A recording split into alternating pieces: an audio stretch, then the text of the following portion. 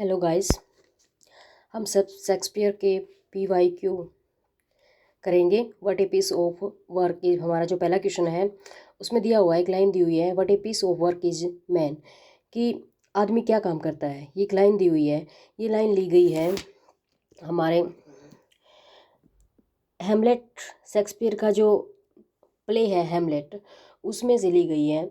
और ये किसने किसको बोली है? ये एक मोनोलॉग है जो प्रिंस हेमलेट ने बोला है। उसे वे ये लाइन कब बोलता है? जब जो रोसेनक्रेट्स एंड गिल्डनस्टर्न है, एक्ट 1 और सीन 2 में, जब राजा क्लोडियस उनको स्पाई करने के लिए भेजता है, यानी कि प्रिंस हेमलेट के पास उनको भेजता है कि वो उसके बारे में कुछ न्यूज़ लेके आए। तब वो जब कॉलेज में जाते हैं और उसको देखते हैं, तब हेमलेट नाटक करता है कि उसको कुछ भी नहीं पता है, किसी भी चीज़ के बारे में कुछ भी नहीं पता है। तब ये मोनोलॉग हेमलेट बोलता है।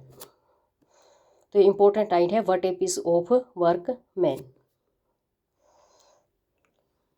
सेकेंड क्वेश्चन है, neither a borrower nor a lender be for loan oft both itself and French, and borrowing dulls the age of husbandry। इसमें क्या कहा है कि neither a borrower nor a lender, यानी कि ना तो आदमी को पैसे लेने चाहिए ना उधार देने चाहिए, क्योंकि लोन ऑफ लॉसेज, ये कि जो लोन लेना है वो दोनों का, या तो खुद का भी और उसके फ्रेंड दोनों का नुकसान करता है। And borrowing dulls the edge of husbandry, husbandry होता है जो किफ़ायत, जो पैसों से हमारी जो किफ़ायत होती है, ये उसको ख़त्म कर देती है। जो उधार है वो हमारी किफ़ायत को ख़त्म कर देती है। अब ये बात कौन कहता है? ये बात पोलोनियस, एक्ट 1 सीन 3 हेमलेट में ये बात पोलोनियस बोलता है। किसको बोलता है? अपने पुत्र लेटियस को बोलता है। जब ओफेलिया और लेटियस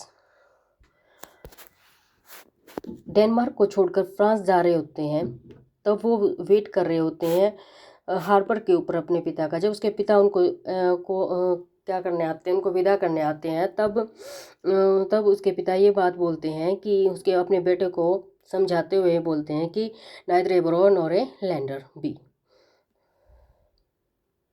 कब बोलते हैं?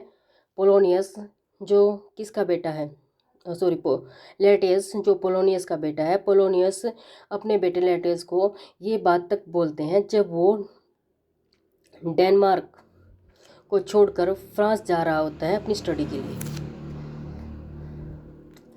Third question, about Julia character. अब जूलिया के करैक्टर के बारे में पूछा हुआ। जूलिया किस में करैक्टर है? Julia two gentlemen of Verona में करैक्टर है। 5 एक्ट प्ले है। ये पब्लिश हुआ था 1623 में, फर्स्ट फोलियो में। First play, heroine dresses as boy. यहाँ पे जूलिया का करैक्टर के बारे में क्यों पूछा गया है? जूलिया के करैक्टर के बारे में इसलिए पूछा गया है क्योंकि जूलिया पहली हीरोइन थी शेक्सपियर की जो बॉय के रूप में जिसने अपने आप को ड्रेसअप किया था, यानी कि जिसने सबसे पहले एक लड़के के रूप में अपना लड़की होते हुए लड़के के रूप में अपने आप को बदला था, इसलिए जूलिया का नाम इसमें लिया गया है। अब हम क्वेश्चन देखते हैं। जूलिया कौन थी? जूलिया जेंटलमैन ऑफ वेरोना में हीरोइन थी। इसकी जो स्टोरी है वो ऐसे है, जो वैलेंटाइन है और प्रोटियस है। वैलेंटाइन और प्रोटियस दोनों फ्रेंड होते हैं, और वैलेंटाइन कहाँ जा रहा होता है? मिलान जा रहा होता है पैसे कमाने के लिए। वो प्रोटियस को बोलता है कि तू भी मेरे साथ चल, पर प्रोटियस उसका फ्रेंड है, दोनों अच्छे फ्रेंड है, तो प्रोटियस को बोलता है कि क्या तू मेरे साथ आ रहा है? तो वो कहता है नहीं, मैं नहीं आ सकता, क्योंकि मैं जूलिया से प्यार करता हूँ और जूलिया को छोड़कर मैं तेरे साथ नहीं आ सकता। तो फिर वैलेंटाइन मिलान चला जाता है और वो मिलान के ड्यूक का वफादार बन जाता है और सिल्विया से प्यार करने लगता है। फिर थोड़े दिन के बाद प्रोटियस के पिता उसको भी मिलान भेज देते हैं, वो भी मिलान चला जाता है। मिलान जाने के बाद वो सिल्विया से प्यार करने लग जाता है वो भी, और जूलिया को वो भूल जाता है। फिर जूलिया अपनी नौकरानी लुसेंटा को कहती है कि मुझे एक लड़के के रूप में ड्रेसअप करो ताकि मैं मिलान जाके प्रोटियस को से मिल सकूं, क्योंकि कहीं कहीं पर भी मेरे रास्ते में मेरे साथ एक लड़की होते हुए मिस हैपनिंग ना हो जाए, इसलिए जूलिया ऐसा बोलती है। तो जूलिया का character true gentleman of Verona के अंदर है। नेक्स्ट क्वेश्चन है fourth. Sorry. I will be true despite the scythe and thee. Shakespeare sonnet, ये जो लाइन है, ये दी हुई है जो लाइन, ये है शेक्सपियर की सोनेट 123 की। एड्रेस टू टाइम, इस पोइम में एड्रेस किया गया है टाइम को। इसमें बताया गया है कि time, with time comes change, time change कर देता है सब कुछ। टाइम रिमूव ह्यूमन लाइफ, और टाइम ह्यूमन की लाइफ को भी स्पॉइल कर देता है।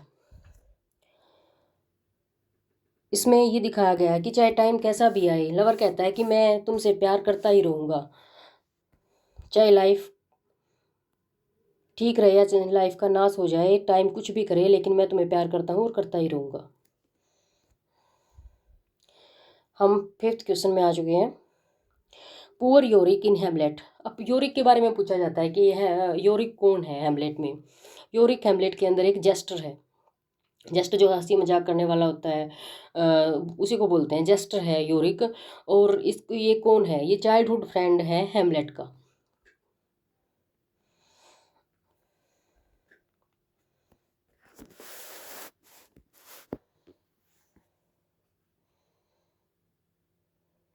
जब डिगर कबर खोद रहा होता है, तब वो योरिक की जो शकल है, उसको खोपड़ी को हाथ में लिए होता है, और हेमलेट खड़ा होता है वहाँ पे। तब वो हेमलेट को बताता है कि ये 27 साल से यहाँ दफन है, और ये योरिक है, जेस्टर है, जो आपका फ्रेंड है।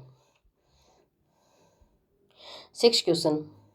लिया Tolstoy the fool, George Orwell essay. यानी जो लियर है, टोल्स्टॉय है, the Lear Tolstoy and the fool, ये एक ऐसे है, ये जॉर्ज ऑरवेल ने लिखा है।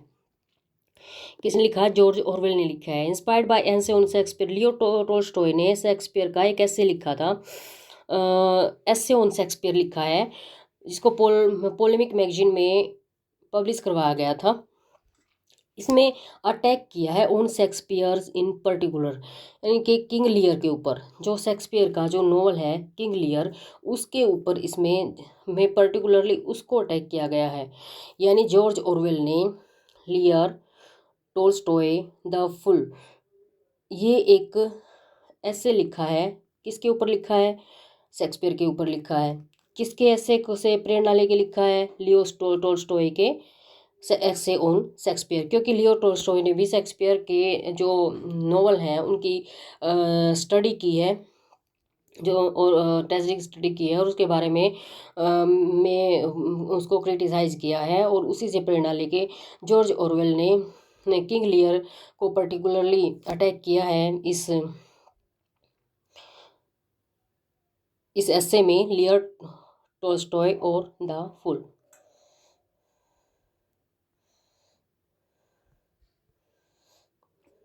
हमारा सातवां क्वेश्चन है, हम सातवें क्वेश्चन में आ गए हैं। हु अटस, ये बात कौन कहता है? Something is rotten in the state of Denmark. ये लाइन बहुत बार आई है कि something is rotten in the state of Denmark. Marcellus बोलता है इन एक्ट 1 एंड सीन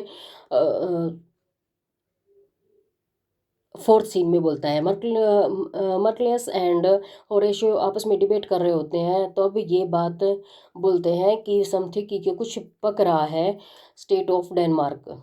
ये बात तब होती है जब घोस्ट का जिक्र चल रहा होता है कि हेमलेट के फादर का घोस्ट जब मर्कलियस को दिखता है, तब उसके बाद ये इस बात के ऊपर दोनों के बीच में कोई बात हो रही होती है, तब ये बात वो बोलते हैं। तब ये मर्कलियस ये बात बोलता है, something is rotten in the state of Denmark.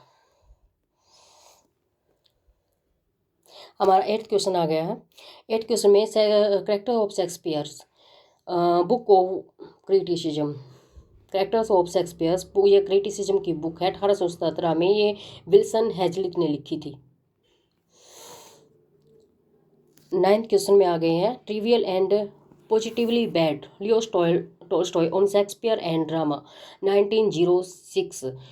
जो ट्रिवियल एंड पॉजिटिवली बैड, इस लियो टॉलस्टॉय ने शेक्सपियर के बारे में कहा है अपनी book on Shakespeare and drama में। 1906 में रीडिंग किंग लियर, उसने King Lear, Romeo and Juliet, AMOLED और मैकबेथ, इन सब की डीप स्टडी की, और इनकी स्टडी करने के बाद उसने हेमलेट के बारे में बोला कि trivial and positively bad. Wilson night,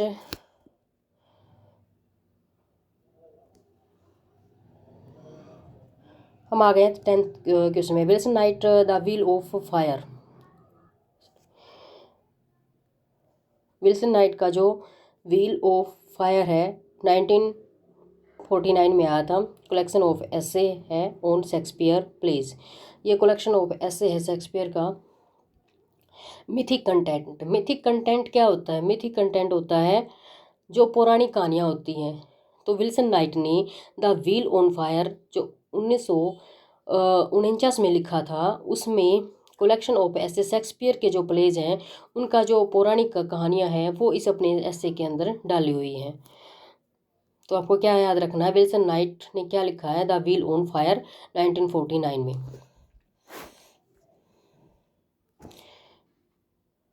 हम 11th क्वेश्चन में आ गए हैं, an indifferent play the lines but mean. एक इंडिफरेंट प्ले है द लाइन्स बट मीन, यह अब्राहम राइट ने बोला है 1630 में। किसके बारे में बोला है? स्टोरी ऑफ, उसने शेक्सपियर की कहानियों के बारे में बोला है, सॉरी शेक्सपियर के प्ले के बारे में बोला है।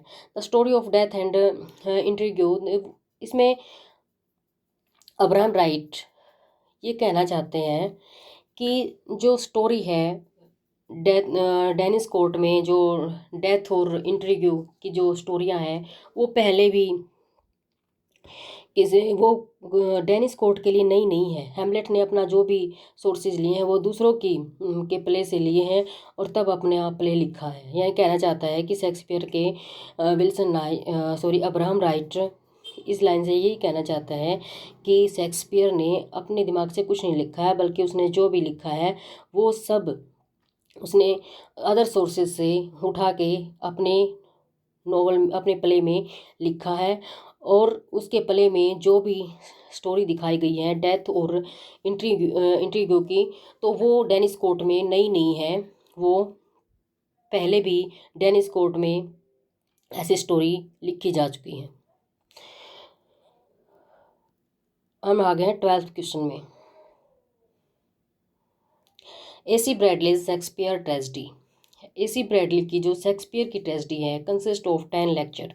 ये क्वेश्चन आता है कि AC ब्रैडली जो शेक्सपियर की ट्रेजेडी है वो उसमें कितने लेक्चर हैं? जो 1904 में लिखी, तो उसमें 10 लेक्चर है। Provided A study of 4 great, यानी जो 4 ग्रेट ट्रेजेडी हैं, हेमलेट, ओथेलो, किंग लियर, मैकबेथ, जिनको हम क्रमवार याद करने के लिए होकम वर्ड से याद करते हैं।